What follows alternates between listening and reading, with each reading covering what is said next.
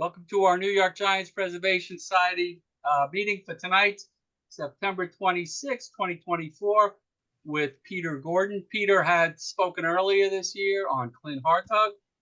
Tonight he's going to be speaking about Fred Merkle and Fred Merkle's boner, which occurred 16 years ago on September 23rd. A couple of things beforehand that we need to discuss. On the 29th, coming up, one great thing and one bad thing.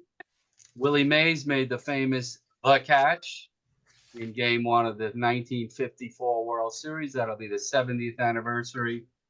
And unfortunately, in 1957, the New York Giants played their last game as the New York Giants in the Polo Grounds.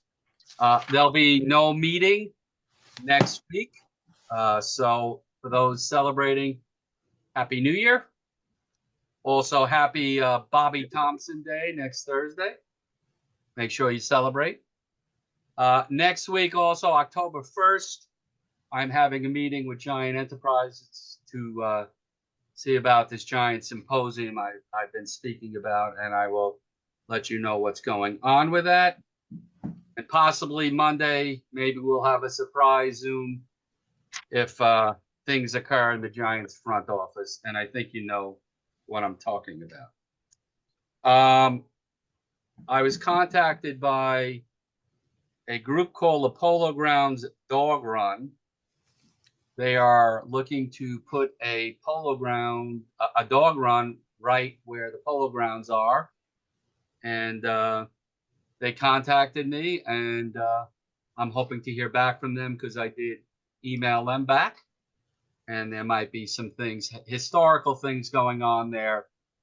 They seem like they want to tie this great cause they're doing with the New York baseball Giants. The next meeting will be October 10th. I was originally going to show a World Series film of the 54 Giants to celebrate the 70th anniversary. Instead, Greg Wolf will be back.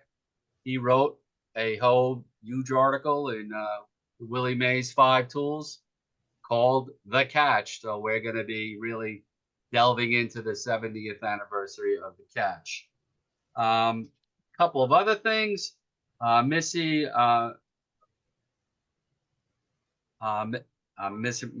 from the Giants archivist, will be joining us in January. And also, I just spoke to William Behrens. Harvey sent me an article about Juan Marichal going to all of the sculptures, having a picture taken. He is the last man standing. And I called the sculptor, and he's hopping aboard in January, which I think will be an amazing thing. And for Jeff Cohen and Greg Prince and Howard and Hindi, he's also the Tom Seaver sculptor. So he should be a real different, interesting guest. He said he'll do it. There's no confirmation or anything, but I will be in touch with him, and I think that that'll be great. Missy Merkle'S, I'm sorry. I didn't say her name right before. Anyway, without further ado, we're going to turn our program over to Peter Gordon. Peter, welcome back, and thank you so much for sharing the evening with us. Let's give a round of applause to Peter. Oh, thank you. Thank you, everybody. I'm thrilled to be here again. And Gary, thank you for asking me. It's just great to hear all this enthusiasm, and also for me to talk about the Merkle game. Interestingly, it occurred to me that when I talked to you a few months ago about Clint Hartung, one of the things he's famous for is being on the bases during the Bobby Thompson, when Bobby Thompson hit his home run, which actually eclipsed the Merkle game. If you talk to baseball fans about the first half of the 20th century, they would probably say the Merkle game was the most famous, most talked about game until the playoff game in 1951. So I am happy to talk to you. I'm going to share my screen because I have slides and pictures to go with all of this. So let me do that. and pop this up. And let me go to the slideshow here so everything's big. Don't want to do this right now. I want to just go to the slideshow. Here we go. Come on. Slideshow from beginning. Here we are. Okay, can you all see September 23rd, 1908? Looks great. That was what we got here. So as we pointed out, 3 days ago and in 1908, this took place. But before I talk about the game, I want to give you a sense of what a little bit more about me. Nothing really new has happened, but I'm the son of a mixed marriage. My dad was a Giant fan. My mom was a Dodger fan. I still have that 1954 World Series program from the first game. My dad saw Willie Mays make the catch. I can't tell you how many times I heard about that growing up, but it was always a great story. And I have an baseball autograph by the Brooklyn Dodgers from 1948. I've been a longtime member of SABR. First articles were done in the 1980s.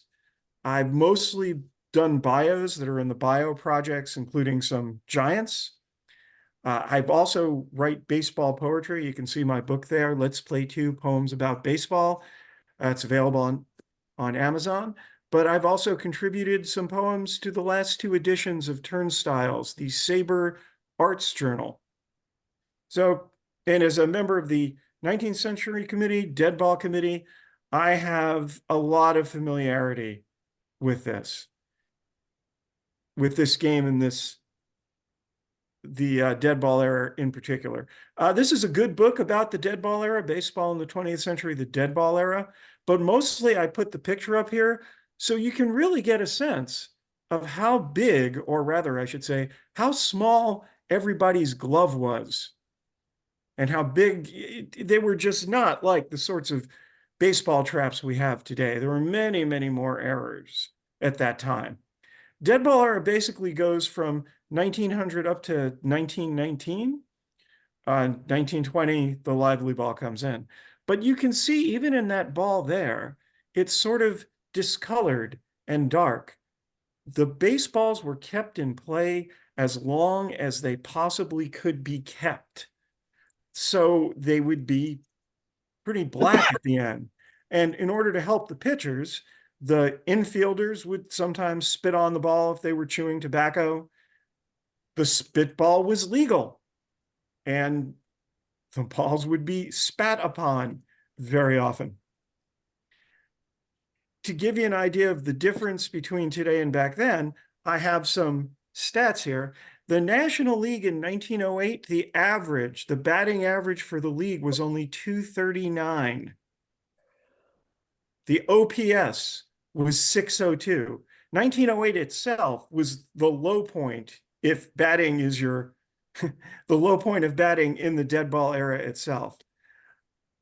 The National League ERA was 2.37, and there were 296 shutouts. And over in the American League, Ed Walsh went 40-15 and pitched 464 innings, which I can say with some confidence is a record for innings pitched in a season that will never be broken. Unless, of course, Shohei Ohtani's arm comes back. There's no telling what that guy can do.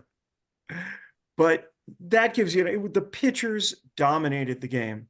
And also, while 2 umpires was the standard the National and the American leagues tried to hold themselves to, there's a lot of times in the major leagues still in the early 1900s, even in 1908, when only 1 umpire would work the game, which gave players a lot of opportunity to cheat, cut corners, and of course, make the game tougher on the umpires.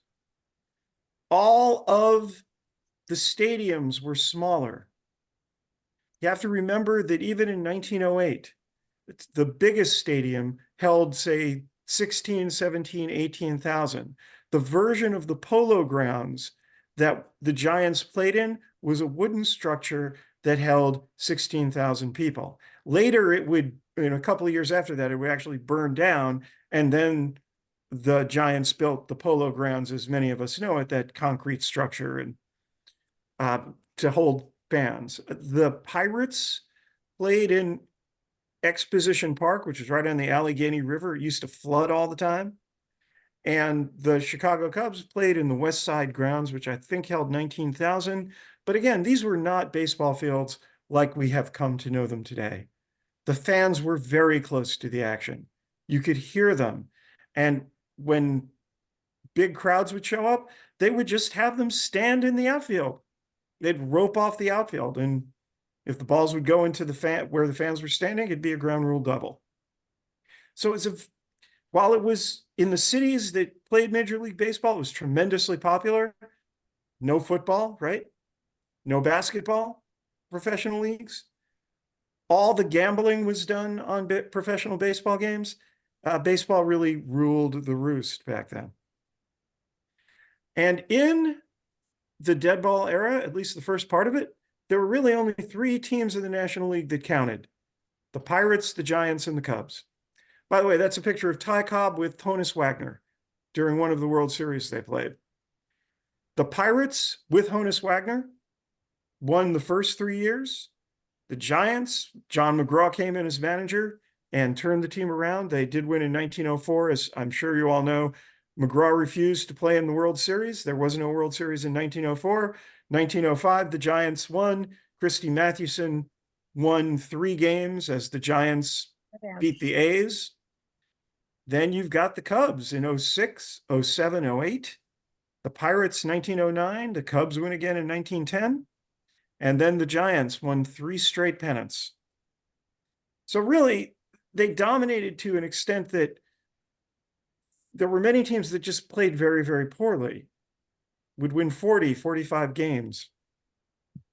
And in the 1908, the Giants, the Cubs, and the Pirates were in one of the greatest pennant races in baseball history. This is a list of the Hall of Famers. On the Pirates in 1908, Honus Wagner, one of the greatest of all time. Fred Clark, who was also the manager, and the pitcher, Vic Willis. The Cubs, of course, had Frank Chance, Johnny Evers, Joe Tinker. Evers is pronounced with a long E. That's the correct pronunciation. Some people say Evers, but he was Johnny Evers. And of course, Three Finger Brown on the pitching staff. And the Giants in 1908 had, of course, the great John McGraw, Christy Mathewson, the Big Six, Roger Bresnahan, Ironman Joe McGinnity, and Rube Marquard, who didn't actually play in 1908. He pitched 1 game for the Giants, but they did sign him. Well, not sign him. They bought him for $11,000, which was a record at the time. So he didn't really have an impact on the pennant race, but he was on the team. If you want to get into even more detail than I can do here, there's a great book by Kate Murphy, Crazy 8, because while the National League pennant race was tight, it was settled by 1 game, and we'll get to how that was done. The American League pennant also went down to the wire. The Tigers won. Tigers with Ty Cobb beat Nap Lajoie's best team, the Cleveland Naps, named after him, by a half game, because back then you didn't have to make up rainouts, and the Tigers didn't make up a rainout. And the White Sox with Ed Walsh also were very heavily involved in that pennant race. I like the book very much, Crazy 8. Like I said, it gets into lots and lots of details about baseball and also all the other teams. And I also like it because Kate Murphy in that book lists my article about the 1906 World Series between the Cubs and the White Sox as one of her sources. So obviously she did her research. I thought it'd be good to take a quick look on baseballreference.com at the actual team rosters for our 3 teams. Pittsburgh Pirates, Honus Wagner led the team in WAR, 11.5 wins above replacement value. And you can see by the averages, it really, you see the dead ball era. George Gibson, a really good catcher, only hit 228. Alan Stork, the first baseman, hit 252. Wagner like you did every year, hit 354 with 109 RBIs. And he kind of did that every year. But in the context of the era at the time, that's an incredible performance. In Bill James' historical baseball abstract, he calls Wagner's year the best year that a shortstop ever had, if you adjust for the era and you adjust for the park context. He also said that the Pirate infield might be the best infield of all time if you use the win shares method. And of course, you could see some of the other players that were playing there. Fred Clark in the outfield did pretty well, but by and large, it's not great batting averages other than Wagner. Vic Willis, Hall of Famer, won 23 games. Nick Mattis, 23.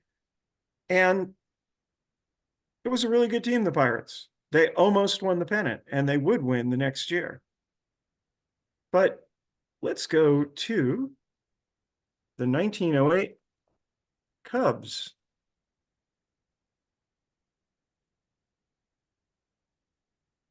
And the Cubs, of course, in 1908, this would be the third pennant they would win. And they had Johnny Kling at catcher. Johnny Kling's not in the Hall of Fame, but he was considered the first or second best catcher of the era of that time after Bresnahan. Chance had a good year, 272. Remember, 239 was the league average. Not a lot of home runs here. Johnny Evers hit 300. Again, a pretty impressive performance. Joe Tinker, 266, but with 6 home runs at a time when a lot of people weren't hitting home runs. And of course, Three Finger Brown, 29-9, 1.47 ERA. Ed Rulebach, 124 games. Jack Feister, who was called Jack the Giant Killer, only 12-10, but always pitched well against the Giants. And look at these low ERAs for most everybody. The Giants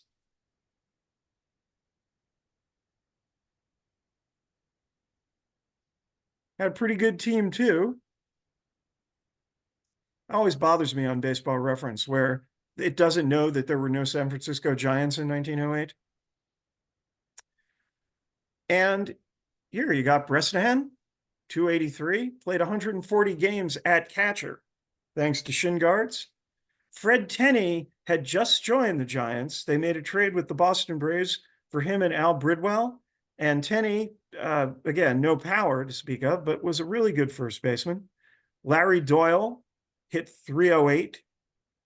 Al Bridwell is the shortstop. This was his best year, hit 285. Art Devlin, good third baseman. And of course, in the outfield, you had Cy Seymour, a veteran. You had Mike Donlin, Turkey Mike Donlin, having a really good year, one of his excellent years, and Spike Shannon. Harry McCormick, also nicknamed Moose, hit over 302 as a part-timer. So did Buck Herzog, hitting 300. And then, of course, you have 19-year-old Fred Merkle, who didn't get in a lot of games, but did hit 268. McGraw always wanted to have on his team some youngsters that he thought could be great if he trained them. Another one on this team, well, 2 others, Josh DeVore and Fred Snodgrass, didn't play much, didn't contribute, but they would become very important to the teams in 1911, 1912, and 1913. And the thing that I'm reminding you of is Merkle was one of McGraw's guys that he was going to train up. He had actually brought Merkle on the team the previous year. He gave him a little bit more to do in 1908. And then Merkle became the first baseman for those pennant winners in 11, 12, and 13. But of course, since you guys know the Giants, you folks know the Giants, that he did the same thing with Mel Ott. He did the same thing with Bill Terry. He did the same thing with Frankie Frisch. Brought them up when they were raw kids, worked them until they became stars. So those are our rosters. Another really good book to look at, if you're interested in this era, is Christy Mathewson's Pitching in a Pinch. I'm sure, even though he's credited with writing it, it was ghostwritten. But one of the things he makes a point of saying is that the great pitchers back then could save their stuff for the pinches. In other words, the ball was dead. They weren't going to hit it far anyway. So you could just kind of throw the ball over, let him hit it, get him out. And then when you really needed it, when it was a tight game, that's when you used your best stuff. And 1908 was his best season. Won the most games, pitched 390 innings, had a 1.43 ERA, and 11 shutouts. Except for one game that he didn't pitch quite as well as he would have liked. There's also a great discussion of the Merkle game in Pitching in a Pinch. And the Merkle game shows up in lots and lots of books. The Glory of Their Times, for example, the Larry Ritter book, has oral history from both Al Bridwell and Fred Snodgrass. And in both, they talk about the Merkle game. Here's some pictures for the Cubs. We've got Tinker, Evers, and Chance. That's Three Finger Brown up there, and that's Three Finger Brown's hand. It's amazing that he pitched like that. He was also called Miner Brown, by the way, because he had been a coal miner. And that's Wildfire Schulte, the Cubs right fielder. And we've got John McGraw down there. We've got Turkey Mike Donlin up on my left, maybe that's your right. Bresnahan in his catcher's gear with his chest protector. That's Matty, Iron Man Joe McGinnity, and Larry Doyle. Uniforms were, well, at least the uniform caps are a little bit bigger, right? They were more like workers' caps than anything else. And that's Fred Merkle. That's Fred Merkle as a 19-year-old on the left side before the game. And the other picture of him is when he was a first baseman for the Cubs in 1918. And you could see how the game and everything that he put up with scarred him for life. But Merkle was actually a pretty good player. He played 20, well, he didn't play 20 years in the majors, but after he finally stopped playing Major League Baseball, he played the minors a little bit, and then he came back in 1925 and 1926 and was a coach for the New York Yankees. He played on 6 pennant winners, if you want to count it that way.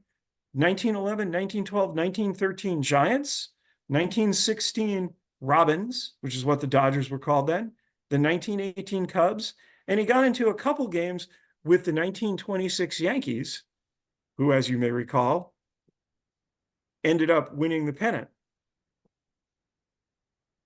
Fred Merkle never played on a team that won the World Series, though. He did make a show in MVP voting a little bit and did very well in 1918 for the Cubs. You know, I show you, for example, here's his record. Lifetime batting average of 273 during a time when there wasn't an awful lot of hitting. He was always a good fielder. He had good speed. He could make contact. And he was considered by a lot of players to be one of the smartest baseball players. Again, except for one day.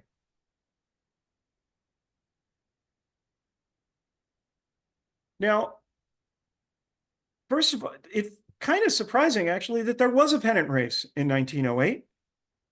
The Cubs really dominated 1906 and 1907.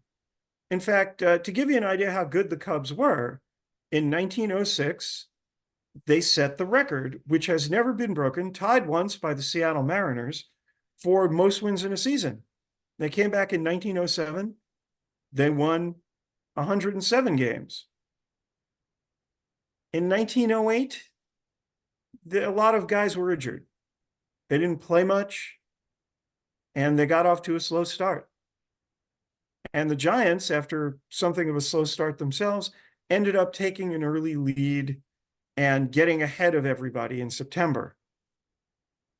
But because of Honus Wagner, the Pirates also were up with the leaders just behind him all year. And I gave you some of his stats before, but I should have pointed out that Wagner led the league in hits, doubles, triples, stolen bases, and RBI, and was second in home runs. Can you imagine if I had somebody hit like that today and was also a Gold Glove shortstop? And the other thing to think about as it comes to the Cubs, because there's a lot of people who say, at least who study baseball and look into it, that Tinker, Evers, and Chance should not be in the Hall of Fame. But I think if you really look at it, if you don't think they should be there, you got to figure out how come those Cub teams from 1906 through 1910 ended up winning all those pennants and World Series. I mean, somebody was playing really well on those teams. And they didn't have a lot of other great players or Hall of Fame players. So I'm not here to make an argument for Tinker and Evers and Chance, but it is something to think about. I will say, too, that if you go back from 1905 to 1910, which is actually 6 seasons, the Cubs hold the record for most wins by any major league team ever over 6 seasons. Really great team. So, Giants are winning going into August, and then they lose 3, and they fall a little bit back. Then they win 18 of their next 19 games to get ahead. Whole bunch of Giant players at that point were saying, you know what, the race is over. We got it. We're done. I don't think anybody can catch us. Except John McGraw, who said it's going to be a fight. So on September 18th, the Giants were 3 games ahead of the Cubs with 21 to play. And the Giants were starting to get banged up. Donlin was hurt. Larry Doyle got hurt at the end of August. He wasn't playing. Fred Tenney had what they called then lumbago, which we would call back sprains and leg sprains. And he had to play every game taped up from the waist down. And of course, there wasn't a lot on the bench. Moose McCormick and Cy Seymour were playing a lot. Buck Herzog would sometimes play second base, but they really didn't have a lot of bench players that they were comfortable putting in there. So the Giants split a 4-game series. The Cubs come to the Polo Grounds for 4 games, and then they sweep a doubleheader on September 22nd. So now the Cubs and the Giants are almost tied. And I should tell you something else. Hank O'Day, who was the Giants, who was umping those games, had been umping in Pittsburgh by himself a couple of weeks earlier when the Pirates were playing the Cubs. And it was the practice of the time, it was a looser time, that if the game was over, a lot of times the ball players wouldn't run out the single. If I hit a game-winning single, I might not run to first. The game was over. I might not run to second. Game was over. Why? The force-out rule was not always enforced. The rule that if you have a force-out that ends an inning, the run doesn't score. And again, that's not surprising in baseball. Many of us probably remember when the neighborhood play was a big thing in the 60s and 70s, and maybe even into the 80s. If there's a double play and the second baseman was close to the bag, but didn't actually step on the bag, the umpires would call him out, as long as you were in the neighborhood. For many, many years, the obstruction rule at home plate wasn't enforced. The catcher was able to stand there and block the plate even without the ball. And if the runner slid into him, and then the catcher caught it and tagged him, and the umpire and the runner never touched the plate, umpire would call him out. Now, of course, we don't do that anymore. because we're much more concerned about safety, because at one point the Giants' Buster Posey was slid into when he didn't have the ball and knocked over, and he lost a year of his career. So there's a lot of things that baseball just lets go until all of a sudden they don't. And what happened in this game in Pittsburgh is that exactly that. Pirates, one of the Pirate players hit a single that won the game. Guy on first didn't go all the way to second. And Johnny Evers grabbed the ball, stepped on second, and went to Hank O'Day and said, he didn't touch second. It's a force out. Game's tied. We need to keep playing. And what happened that time was O'Day said he didn't see it. It was standard practice then, remember, not necessarily to run and touch every base. And since O'Day at that time was working by himself, it's very possible that he didn't see it. I don't know about you folks, but if you ever was a volunteer umpire everywhere, I used to umpire my kids' Little League games all the time. Sometimes I would be the only umpire. I know I didn't see anything. And those little boys were not running nearly as fast as major league players do. In any case, O'Day refused to call the guy out, and because, in fact, he didn't see it. And he shouldn't have called him out if he didn't see it. But O'Day was put on notice to remember that rule about if the inning ends on a force out, no runs score. So on to the 22nd, Cubs take the doubleheader. Giants really need to win the game on September 23rd. They're only a half game ahead of the Cubs. And today, Fred Tenney can't play. He's game, but he just can't make it. So McGraw puts Merkle at first base. Christy Mathewson's pitching. Jack Feister, the giant killer, pitching for the Cubs. Bob Emsley was umping the bases. Hank O'Day was behind the plate. And the game's 0-0 through 4. Again, not surprising in the dead ball era that though not a lot of runs were scored. But then Joe Tinker came up. Joe Tinker could always hit Christy Mathewson for some mysterious reason. He batted .400 against him that year. And he hits a ball out to the outfield. It rattles around. And it's an inside the park home run. Another thing about the game back then versus the game today, the outfielders played a lot closer to the infield than they do today because the ball didn't go as far. And you see a lot more triples and even inside the park home runs than out of the park home runs in those days. So 1-0 Cubs, and in the sixth, bottom of the sixth, the Giants score. Herzog single, goes second on an error. Sacrificed to third by Bresnahan, and Turkey Mike comes through and singles Herzog home. Tie game. And that's the way it stood going into the bottom of the ninth. When Cy Seymour came up, grounds out to second, 1 away. Artie Devlin hits a single. And then McCormick hits what should be a double play ball, but back then you could slide hard into second base, and Devlin does. And Moose is on first base. And now Merkle is up, takes 2 strikes, and hits it down the right field line for a single, and McCormick goes to third. So now we got first and third, 2 outs. Bridwell's up next. In the glory of their times, Bridwell, of course, talks about this game and blames himself. He said that he saw Merkle edging off of first, like he might want to steal or go close to second. And he didn't want Merkle to get picked off. So he called time, steps outside the box, looked at Merkle. Merkle went back towards first. Then Bridwell gets in, and he lines the ball into right field. Hard, clean single. Thing is, he hits it right at the umpire, Emsley, who is standing between first and second.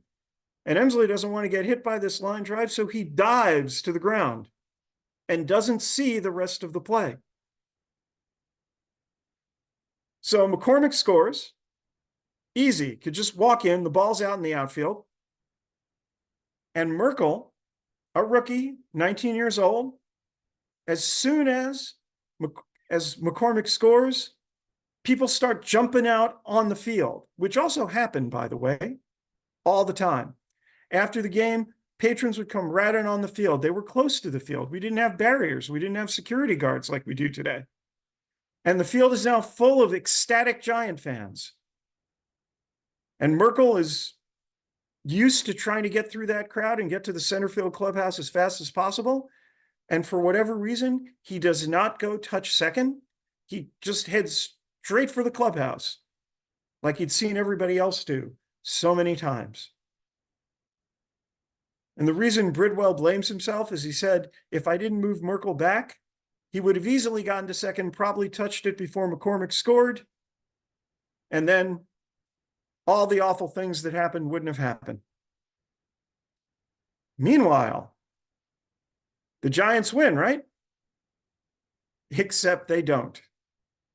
Evers sees Merkel didn't touch second. So he yells out to Art Hoffman in center field, give me the ball, get me the ball.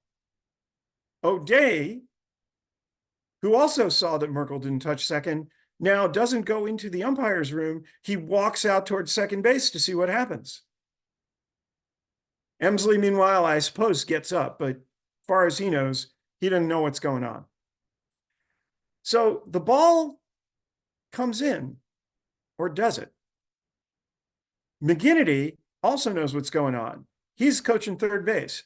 He comes out. Meanwhile, remember, the field is crowded with fans, with people. You have to push your way through. Intercepts the ball and throws it away into the stands. No baseball. Somehow, Evers gets a ball, steps on second, and asks for a call. But at this point, the field is so crowded with people, we don't know where the ball came from. The umpires are actually going back into their umpiring room because they want to get away from the crowd, which is a very happy crowd, by the way. Everybody's going back to the clubhouse, and Evers is following them, and Frank Chance is following them, saying, you have got to make that call. That's out. We should finish the game. Well, at this point, it would be impossible to clear the field. The police are called to protect the umpires because Hank O'Day calls Merkel out. Because of the fame of this game, everybody involved in it has written something about it somewhere. It's still chaotic. There's a lot of different things. And if you're really into following the baseball rules, it's pretty clear that Evers did not touch second base with the game ball. It's pretty clear, though, that John Iron Man McGinnity interfered with the play because if Merkel didn't touch second, the game actually wasn't over. So Merkel should be out for interference, regardless of whether or not he touched second. And perhaps they should have cleared the field and continued the game, but they didn't. And Merkel became known as Bonehead Merkel for making this awful boner of not touching second. And it became significant, of course, because the race was so tight. So what happens afterwards? Well, what happens is a lot of paperwork. The umpires send their report. I've seen Emsley's report, which basically says, the line drive was hit at me, I ducked, I didn't see what happened. As far as I know, no one knows what O'Day, I have never been able to find O'Day's report. The Giants are threatening to sue. We won the game. The Cubs are saying the game should be replayed.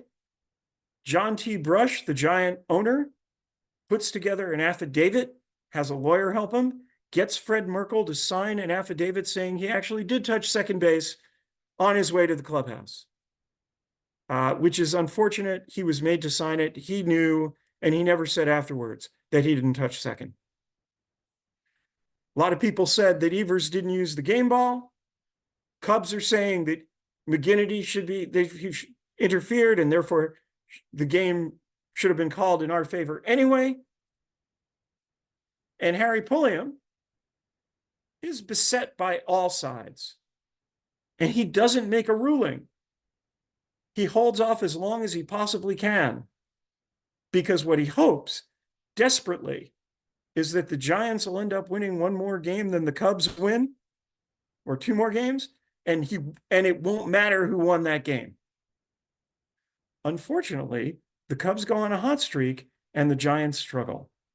They're playing the Phillies a lot during those weeks, one of the worst teams in the league, and a guy who never really won a whole bunch of games in the major leagues, Harry Kovaleski, beats them 3 times when all they needed was one more game. And finally, and the Pirates get eliminated, and the Cubs win. And the Cubs, of course, believe the game should be held in Chicago. But Pulliam rules that the game should be held in New York at the Polo Grounds. And what they did in those, they weren't just, today, they would have just played it from starting in the 10th inning, the game tied at 1-1. But instead, they decide to replay the game. And knowing that the game is going to be, that this was a possibility, the Giants rest Christy Mathewson. He doesn't pitch the last 4 games of the season. And the Cubs rest Three Finger Brown. October 8th is that fateful day coming up where that game is replayed. The Cubs had finished their season in Chicago. So the evening before, they get on that famous train, the 20th Century Limited, Chicago to New York. They try to get some sleep. They try to eat. And they arrive at Grand Central early in that morning to get up to the Polo Grounds. That day, Matty wakes up. He's got an apartment near the Polo Grounds. And even though he rested 4 days, he tells his wife, "My arm's dead. I have nothing." He says in pitching in a pinch that he was told that if you pitch 390 innings, well, 380, whatever he was pitching at the time, that your arm really needs a week, not 4 days.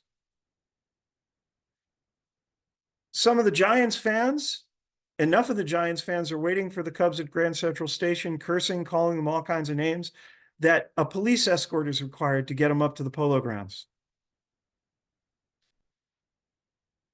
For some reason, probably to avoid counterfeiting, John Brush does not sell tickets to the game until the morning of the game.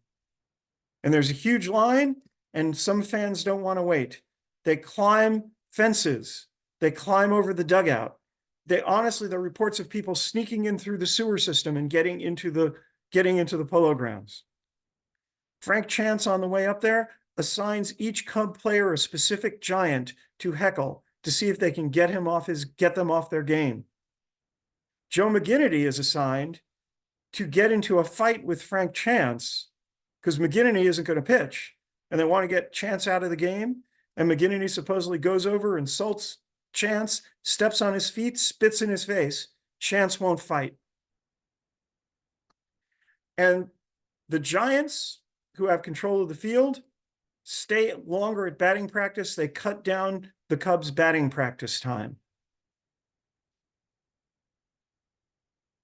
Joseph Creamer, who was the team physician for the Giants, went over to Bill Clem, yes, the Hall of Famer Bill Clem, who was umpiring that day, offered him $2,500, which was probably Clem's salary for the whole year, to make the game work in the Giants' favor. The other umpire that was going to umpire, Jimmy Johnstone, witnessed it, which is how we know. Clem has told that story several times. And the umpires go to Harry Pulliam, who's there, and say, "Hey, we don't want anybody to think we took a bribe. Replace us." And Pulliam says, "I can't replace you. We've got nobody left. Everybody was umpiring games around the country. You're all we got. We trust you." The crowd was the largest crowd ever to see a baseball game up until that time. Estimates of 40,000. We don't really know because they didn't have tickets, all of them. And back then, you could sit on Coogan's Bluff and see part of the Giants, of what was going on in the Polo Grounds, and they were there. In Chicago, Orchestra Hall, was set up, 2,500 fans with a large scoreboard. They were getting telegraph reports on every pitch. They're all over the city, all over the country in baseball cities. They were doing that, calling out hits and runs to the fans.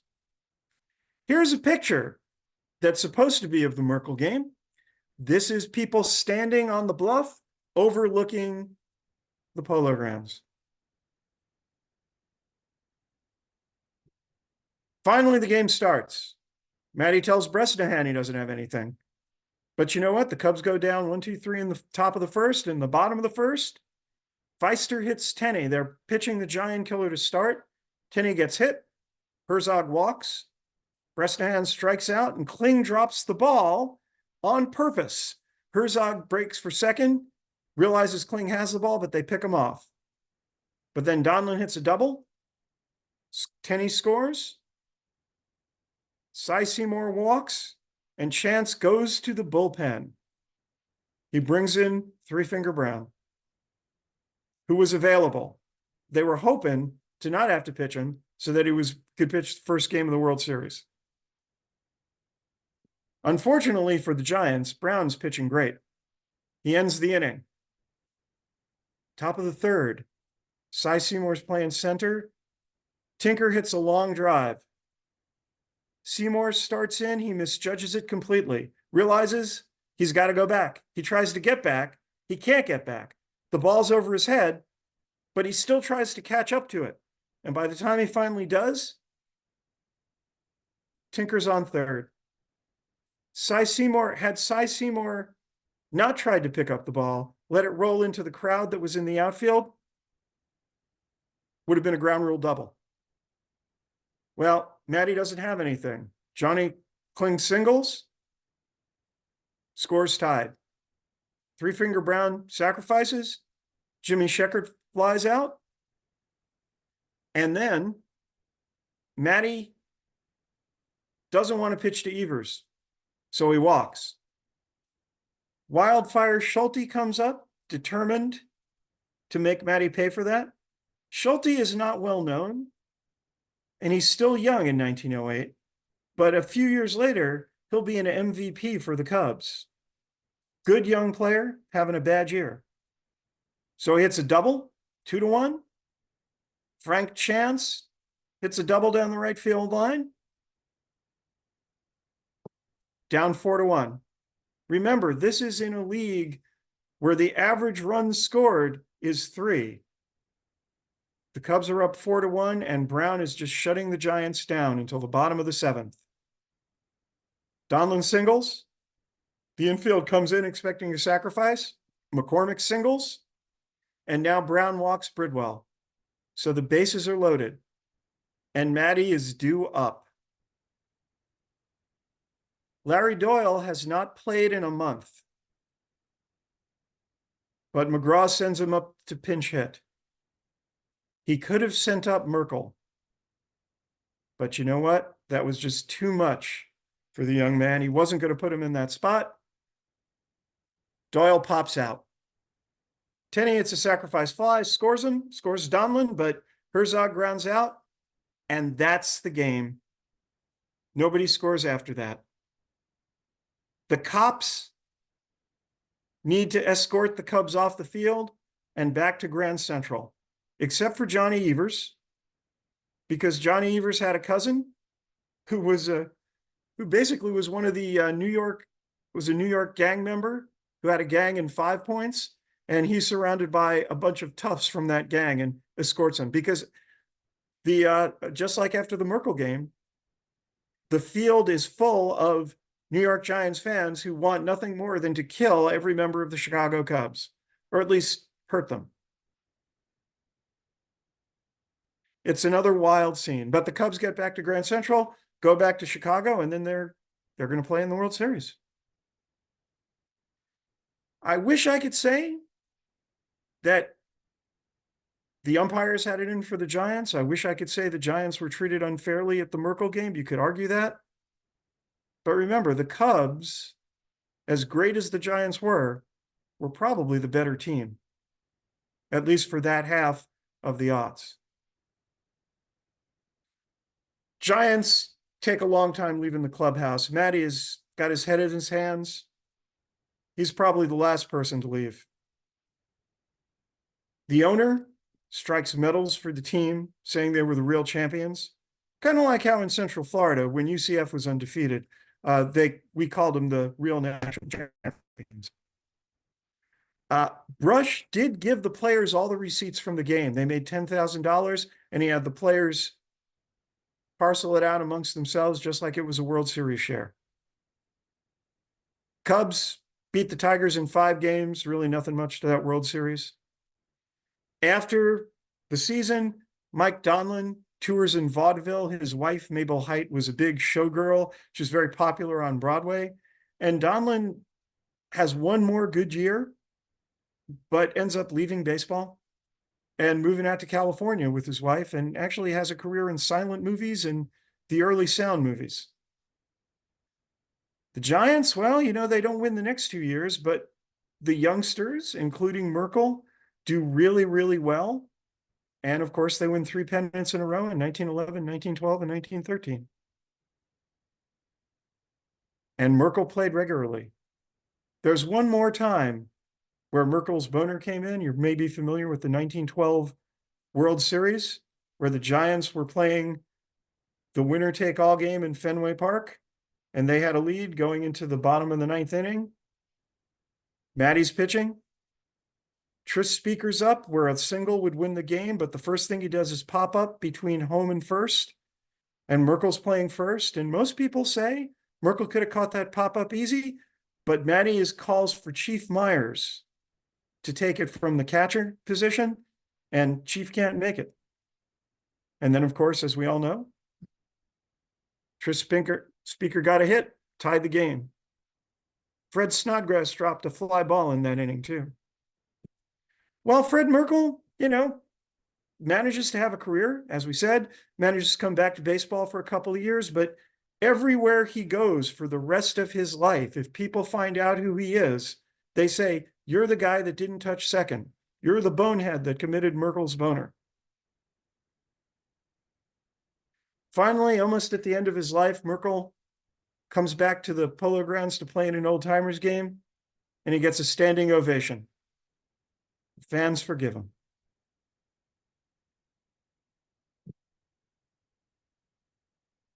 I couldn't resist including this. You probably are familiar with this little verse that in 1910, when the Cubs were winning yet another pennant, "These are the saddest of possible words, Tinker to Evers to Chance. Trio of bear cubs and fleeter than birds, Tinker and Evers and Chance, ruthlessly pricking our gonfalon bubble, making a giant hit into a double. Words that are heavy with nothing but trouble, Tinker to Evers to Chance." Gonfalon is a word that means pennant. And a lot of people say that poem is what got him into the Hall of Fame, but they were really good ball players. Fred Merkle died in 1956, March 3rd. And this was the headline of his obituary. Fred Merkle, 67, ball player, dies. The subheading: Giants first baseman's boner in failing to touch second led to loss of 08 pennant, still in dispute. But of course, all the Giants needed to do was win one more game. And they would have said, "Oh, that's unfortunate," but they would have won the pennant.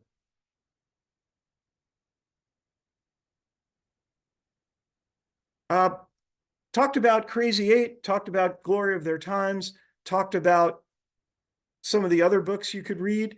If you are interested in that time period and you want to read what I think is a corker of a novel about baseball, Eric Rolf Greenberg has a novel called The Celebrant, which follows a Jewish family of jewelers in that era, mostly Jackie Kapp, who was the jewelry designer, and his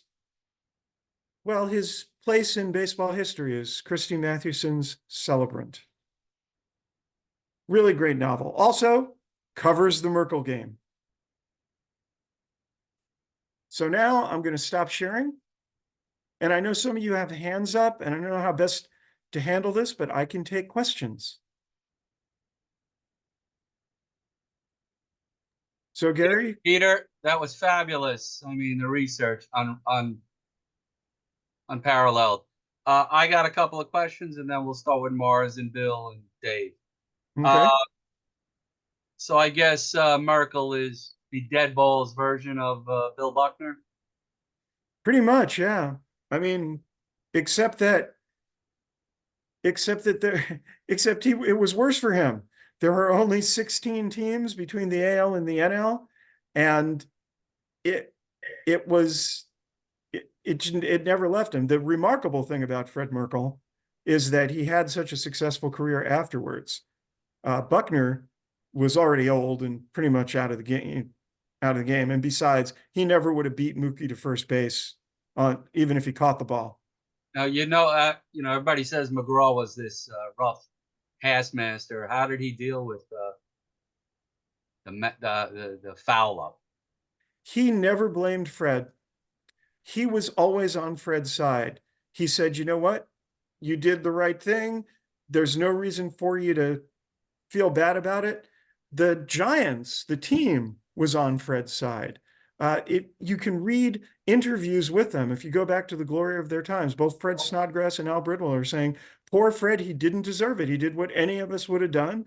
And he was a brainy ball player and a great person and a great man. And we're really sorry. McGraw built him up. That's the reason he was able to play Now, as long as he did. my last comment is you kept on referencing other books. Any thought of turning your research into a book on this? You know, I don't think so. It just seems to me there's so many books that already cover this and cover it well that I just don't see what I could add to it because everybody's gone over this forever and ever and ever.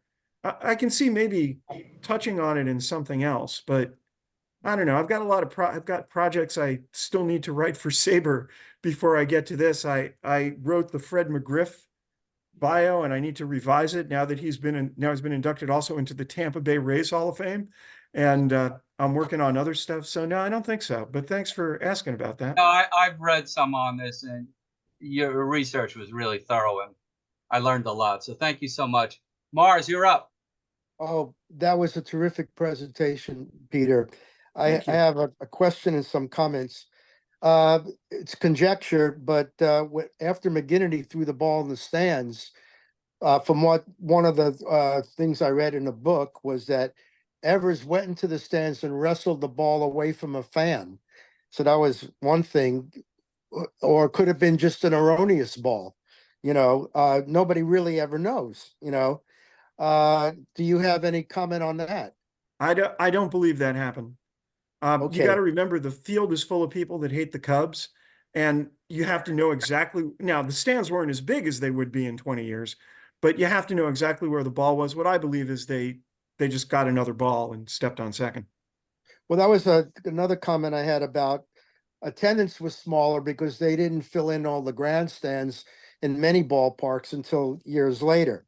But the dimensions were larger, except of course down the lines. So, if you had people in the outfield and you had the ground rule double, left center field and right center field and center field went on forever, like they did in a lot of ballparks. Yeah, that's true.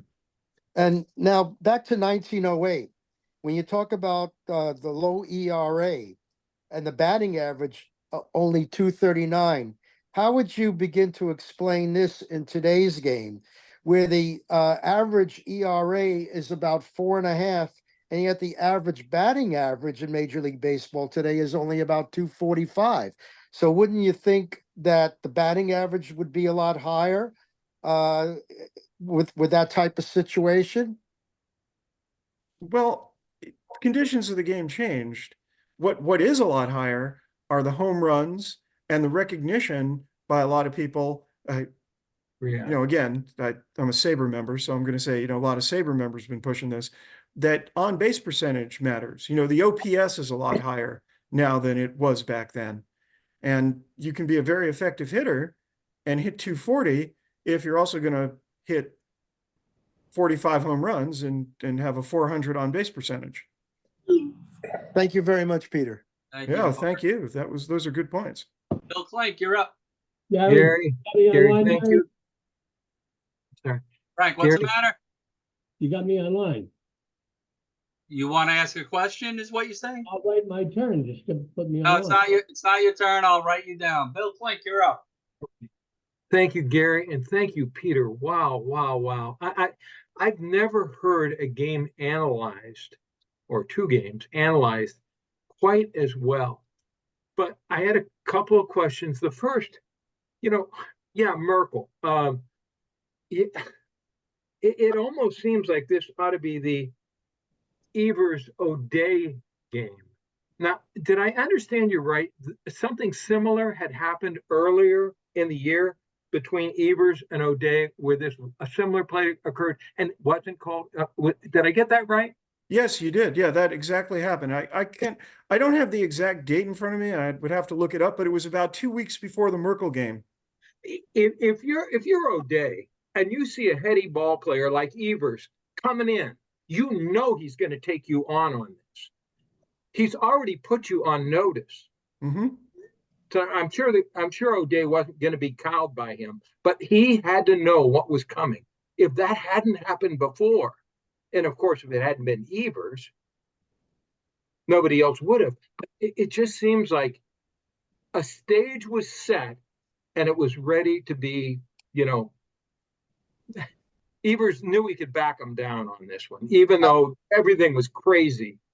I mean, the no ball, all of that stuff. But it seems, am I getting this wrong? It seems like Merkel was just the man in the middle between two supercharged guys.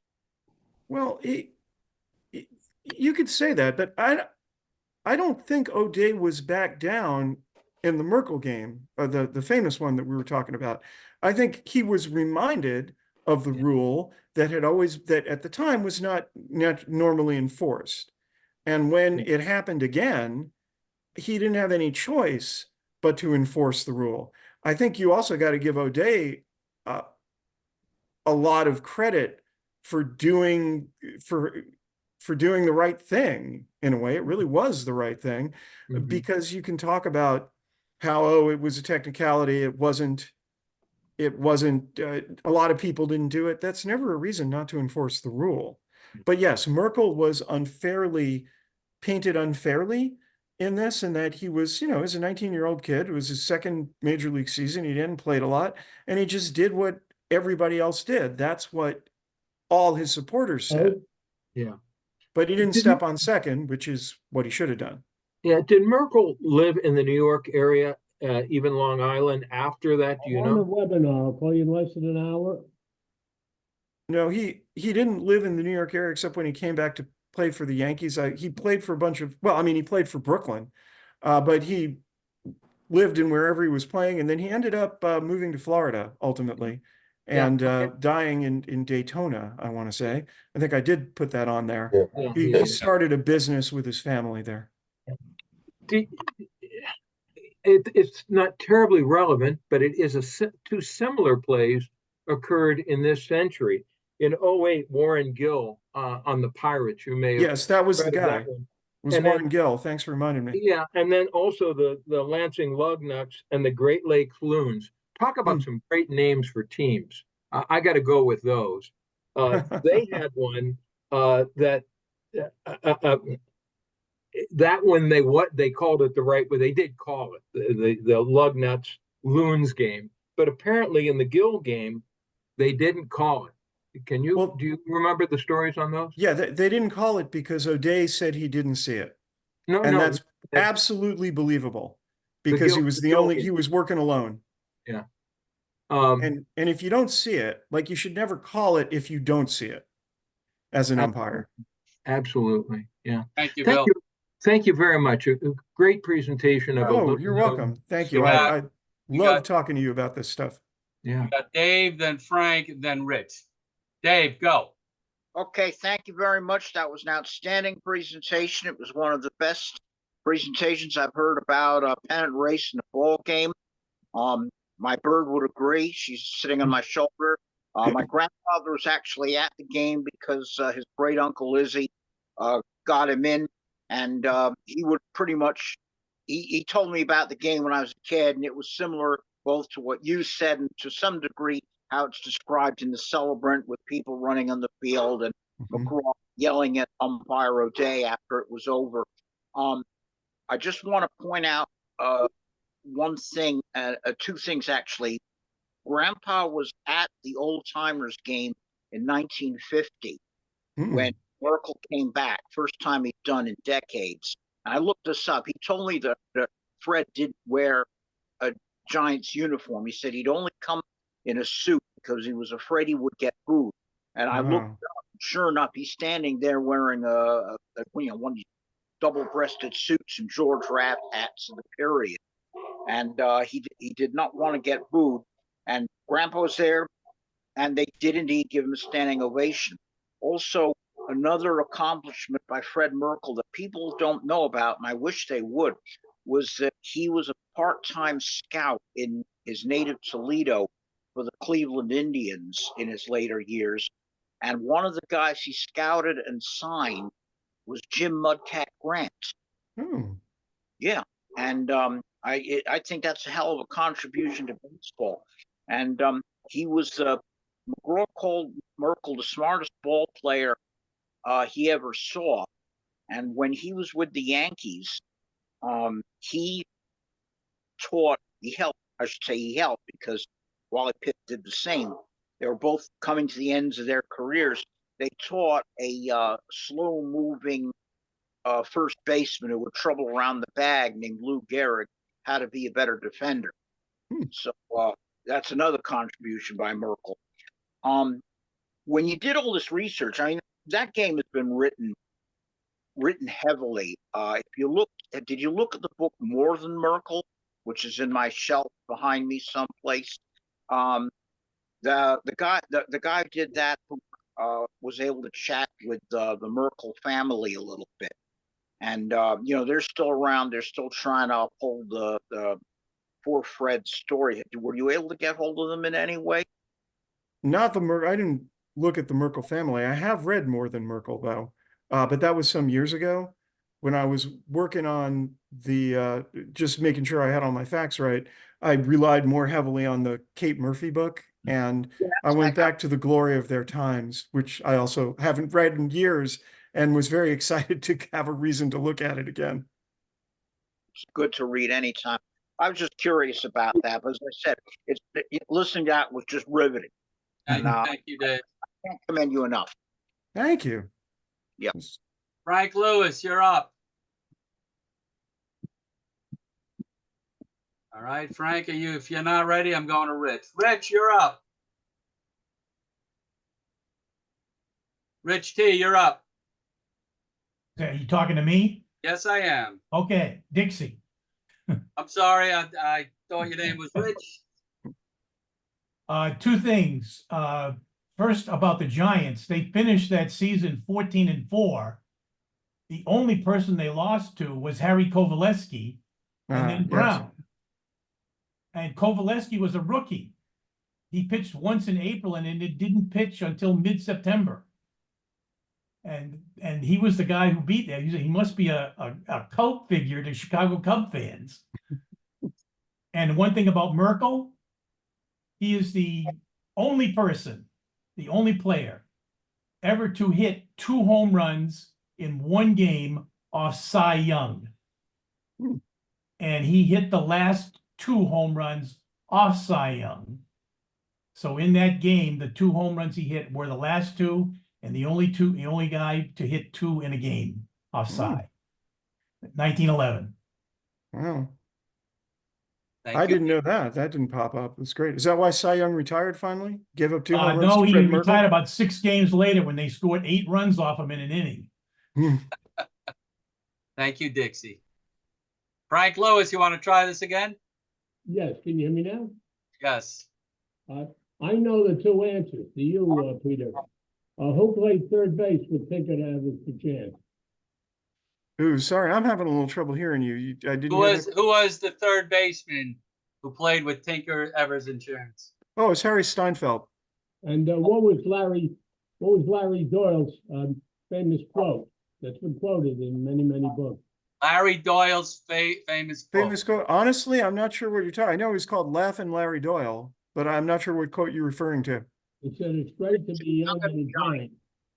Ah, oh, okay, yes. And I had no questions. I just had those two statements. Thank you. Thank you. Hey, Peter. Yes. Just fabulous. Let's all give it up for Peter Gordon. That's great, Peter. Well, thank you. I just want to thank all of you because I've been thinking about this for a while. I've been reading about it for a long time, and it's so wonderful to have a chance to share it with all of you who actually care about it. So I just had a great time, Gary. Thank you. I just think Bill Klink hit it on the head with it. Just never seen the in-depth of that one particular game. So, again, there'll be no meeting next week. Happy New Year to you all, and who's ever celebrating. Happy Bobby Thompson Day. We all celebrate that. So we'll see each other in 2 weeks. I'll hang around here for a little bit before the football game starts. And Peter, be well and don't be a stranger, okay? Well, thank you. I look forward to seeing your emails, and I'll try and join you folks a few times. All right. Have a great night, everybody. Be well. All right. Thanks, Gary. Thanks, Take Peter.